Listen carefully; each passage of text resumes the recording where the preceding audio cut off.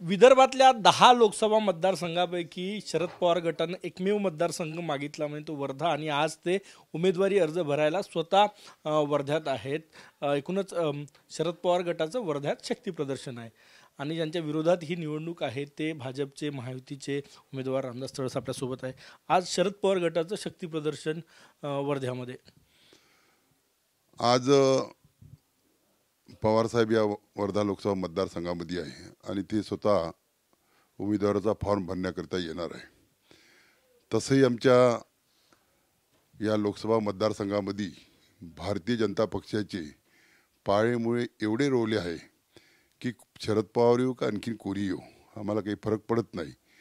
आणि विशेष म्हणजे आमचे आमदार या ठिकाणी आहे भारतीय जनता पक्षाचे, त्यानंतर आमचे बूथ प्रमुख, शक्ती प्रमुख, वॉरियर्स यांच्या माध्यमातून हा लोकसभा मतदारसंघ हे सक्षम झाला आहे। आणि मला असं वाटते, मला विश्वास आहे की 2014 आणि 2019 यांचा रेकॉर्ड तोडून मी तिसऱ्यांदा यांच्यापेक्षा जास्त मतं घेऊन निवडून येईल। शरद पवार इथे आले उमेदवारी अर्ज भरायला, याचा काही फरक पडला असं वाटतंय?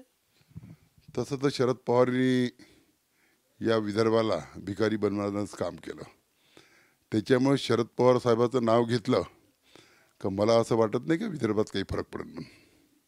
तुतारी वाजणार का त्यांची इथे? किती ठिकाणी वाजणार काय वाटतं? तुतारी कुठपर्यंत पोहोचेल मला काही माहीत नाही, परंतु तुतारी काही वाजणार नाही कारण आता हे चिन्ह आलं आहे।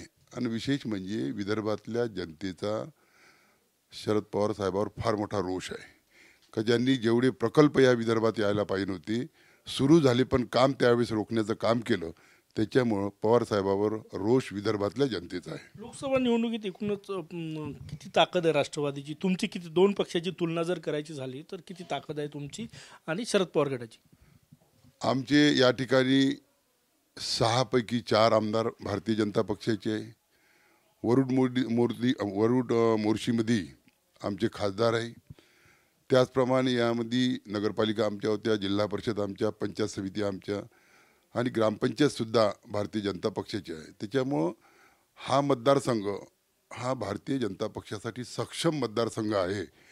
आणि निवडणुकीला समोर जात असताना आमचे कार्यकर्ते आता तळागाळात पोहोचले आहे आणि या देशाचे प्रधानमंत्री नरेंद्रजी मोदींनी जे 10 वर्षात काम केलं, या देशासाठी काम केलं, माझ्या लोकसभा मतदारसंघामध्ये मी जे काम केलं, लोकांसंग संपर्क ठेवला, याचाच परिणाम या लोकसभा मतदारसंघामुळे आणि प्रचंड बहुमताने मी तिसऱ्यांदा पुन्हा निवडून येईल। महाविकास आघाडीत काही गट आहे ते यावेळेस एकत्र येण्याची शक्यता आहे।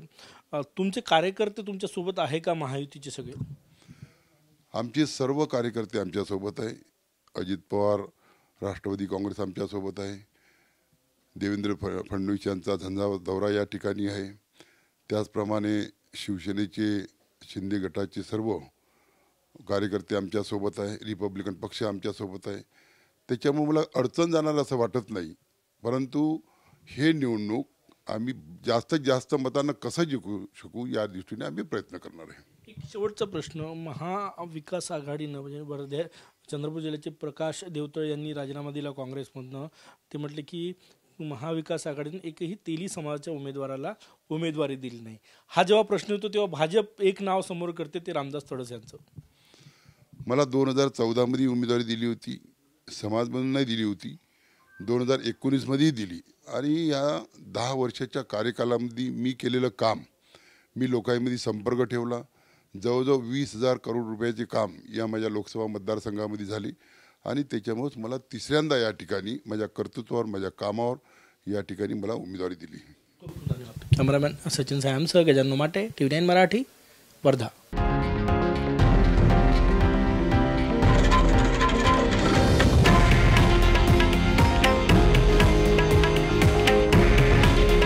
हे आहे देशातील नंबर 1 न्यूज नेटवर्क आणि आपण पाहत आहात TV9 मराठी।